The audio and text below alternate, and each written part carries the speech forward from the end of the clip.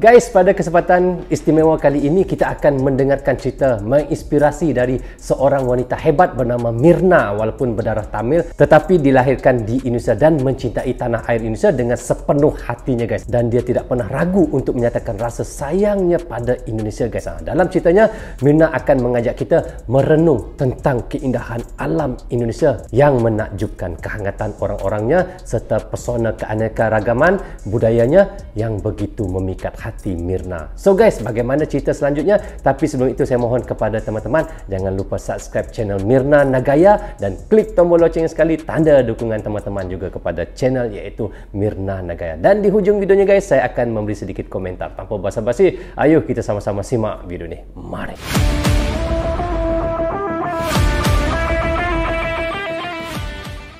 Kok bisa ada orang India di Indonesia?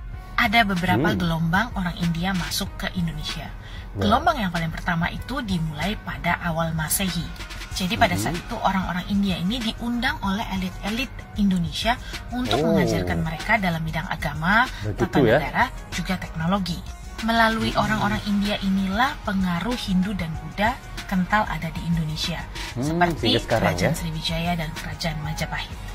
Lalu ada gelombang berikutnya pada saat kerajaan Islam, orang-orang India datang sebagai saudagar atau pedagang. Lalu gelombang berikutnya terjadi pada abad ke-14, ada seorang resi bernama Resi Mikit. Beliau adalah keturunan Brahmana, datang dari India menggunakan kapal layar. Lalu beliau mendarat di pantai barat Sumatera Utara, masuk ke pedalaman ke daerah yang bernama Talun Kaban yang sekarang bernama Karo. Makanya itu di daerah Karo kental dengan adat-adat India karena dulunya bergabung. Makanya ada marga Brahmana, ada Meliala yang artinya Malayalam, dan banyak lagi. Berarti sekarang nih guys, di Karo itu ramai India ya guys ya. Kalau anda tahu boleh komen di bawah komentar, karena saya pun tidak pernah lagi sampai ke Karo. Jadi anda boleh komen di bawah komentar. Oke, ayo kita lanjut. Nah, gelombang terakhir yang datang itu adalah gelombang kakeknya saya. Gelombang terakhir ini dimulai pada tahun 1872. Mereka didatangkan dari India oleh Inggris ke Malaysia sebenarnya. Lalu dari Malaysia mereka didatangkan ke Indonesia untuk apa? Mereka didatangkan untuk dipekerjakan sebagai buruh di perkebunan tembakau. Jadi seperti yang kata kakek saya sebenarnya benar. Jadi mereka tuh pertamanya ke Penang, Kuala Lumpur, lalu dari sana diminta oleh tentara Belanda untuk dikirimkan ke Indonesia. Pada tahun 1940-an, setelah kita selesai dijajah oleh Belanda, ada sebagian dari orang India, mereka kembali ke negara India. Dan ada juga sebagian dari mereka yang menetap di Indonesia dan menjadi warga negara Indonesia.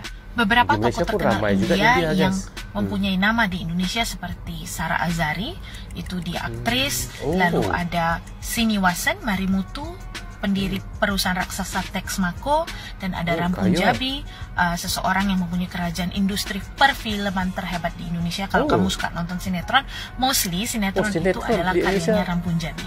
Ada juga Sri Prakash Lohia, itu adalah sepupu dari Laksmi Mittal yang mempunyai perusahaan raksasa juga di Indonesia.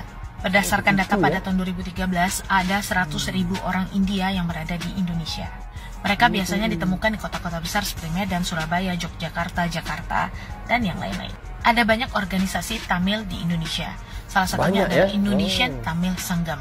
Indonesian Tamil Sanggam ini bergerak dalam bidang pelestarian budaya dan bahasa Tamil.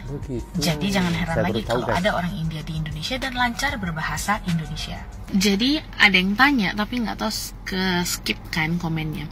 Apa bedanya orang India yang ada di Indonesia dengan orang India yang ada di Malaysia? Yang pertama kita sebentar. Apa beda guys? Saya pun sebenarnya tertanya-tanya juga apa beda India Indonesia dengan India Malaysia guys ya. Penasaran juga nih sebenarnya. Ayo kita dengar. Ayo. Sama-sama nenek moyangnya datang dari India. Yang satu menetap di Malaysia, yang satu menetap di Indonesia.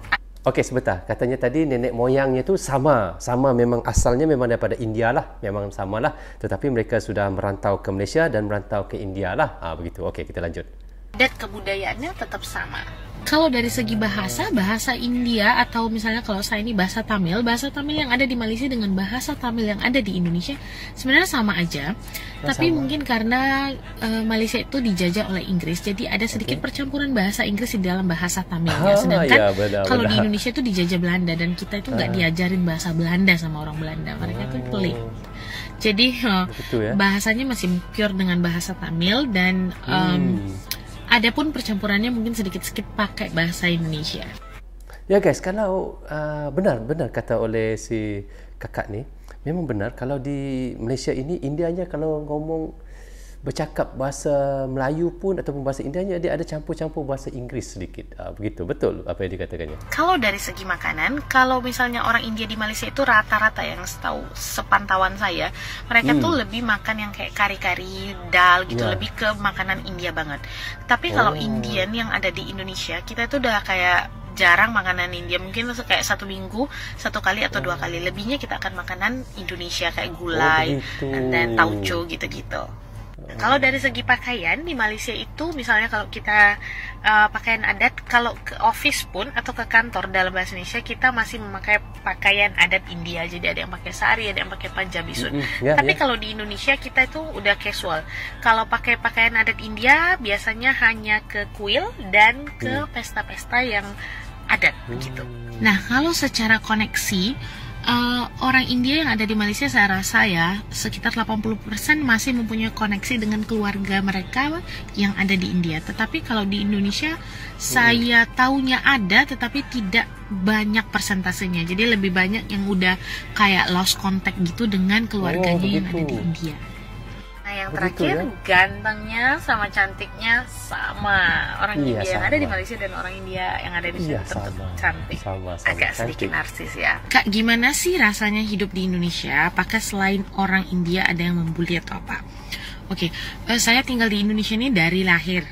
So kalau misalnya mau compare ke negara lain ya karena kita nonton TV dan sekarang mungkin ya saya tinggal di sini. Tapi ini kan belum lama ya tinggal di Malaysia.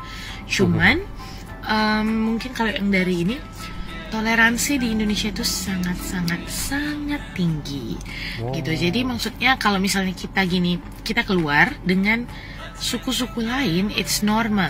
Kalau kita jalan ke mall dengan suku lain itu adalah hal yang sangat normal. Gak ada yang aneh gitu, enggak. Terus makan di rumah teman itu biasa.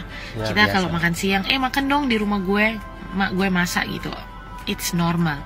Dan yang pastinya mereka tahu bahwa apa yang boleh dimakan dan apa yang tidak boleh dimakan oleh orang India. Misalnya mereka masak sesuatu yang saya itu nggak bisa makan, mereka ngasih tahu kamu nggak bisa makan ini gitu.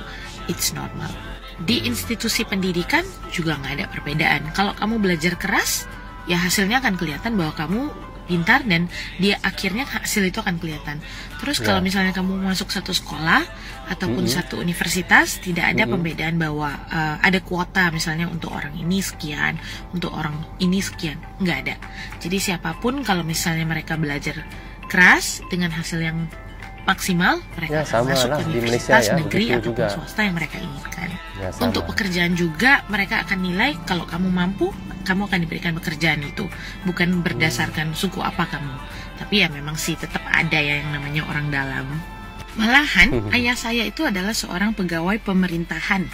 Jadi beliau dulu bekerja di Dinas Pekerjaan Umum. Dan kakek saya juga dulunya bekerja di Dinas Pekerjaan Umum, pegawai pemerintahan juga. Walaupun Hari Raya Dipawali belum menjadi hari raya umum di Indonesia karena masih kaum minoritas, masih hari raya tentatif yang artinya bahwa kalau misalnya kamu bekerja di satu perusahaan itu akan memberikan kamu libur sendiri. Tetapi kita tetap merayakannya dengan hikmat dan dengan rasa kebahagiaan karena semua rakyat, semua teman-teman yang beragama lain dan bersuku lain tetap mendukung. Malahan sebenarnya dari suku-suku lain itu sangat kayak antusias dengan yang namanya adat India. Mungkin apa karena ada peninggalan sejarah India itu besar ya di Indonesia. So as Indian, as suku India, orang Indonesia bersuku India di Indonesia, saya merasa nyaman-nyaman aja dan aman, tentram karena secara simbol juga kita Bhinneka Tunggal Ika, berbeda-beda tetapi tetap satu jua. This is for your info and follow for more.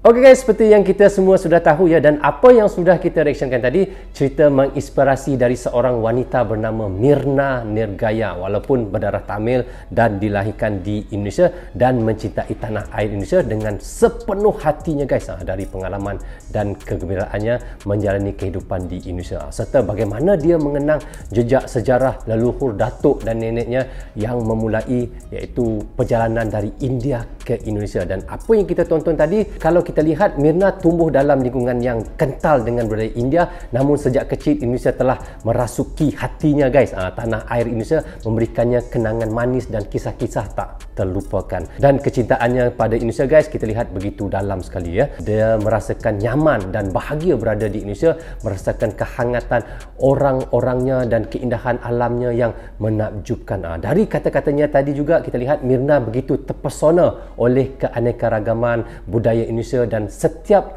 momen di Indonesia terasa begitu berarti baginya. Dan bagi Mirna, Indonesia adalah tempat di mana hati dan jiwanya berkumpul. Dia sangat menyayangi Indonesia dan tidak henti-henti menyatakan rasa cintanya. Setiap kisah yang diceritakan tentang Indonesia dipenuhi dengan kebanggaan dan rasa syukur atas kesempatan tinggal di tanah yang sangat dia cintai itu, iaitu Indonesia guys. Dan apa yang kita semua harapkan, semoga cerita dari Mirna ini menjadi pengingat bagi kita semua tentang pentingnya cinta, rasa bangga dan mengenang akar budaya dari mana kita berasal. So guys, seperti biasa sedikit kata-kata hikmah untuk kita bersama. Menghormati leluhur adalah menghormati diri kita sendiri dan menghormati masa depan. So guys, bagaimana pandangan kalian? Jika ada yang mahu ditambah, teman-teman bisa komen di bawah komentar ini. Jadi rasanya sampai di sini saja untuk reaction kita kali ini. Apapun saya ucapkan terima kasih kepada anda yang sentiasa mendukung Brozo Channel daripada dulu sehingga sekarang. Dan bagi anda yang baru saja mampir dan baru saja menemui Brozo Channel, jangan lupa klik butang subscribe dan klik tombol loceng, tanda dukungan teman-teman juga kepada channel Brozo. Dan terima kasih kepada anda sekali lagi. So guys, yang baik semuanya datang daripada Allah SWT, yang salah dan silap semuanya datang daripada saya sendiri. Assalamualaikum, goodbye, bye-bye.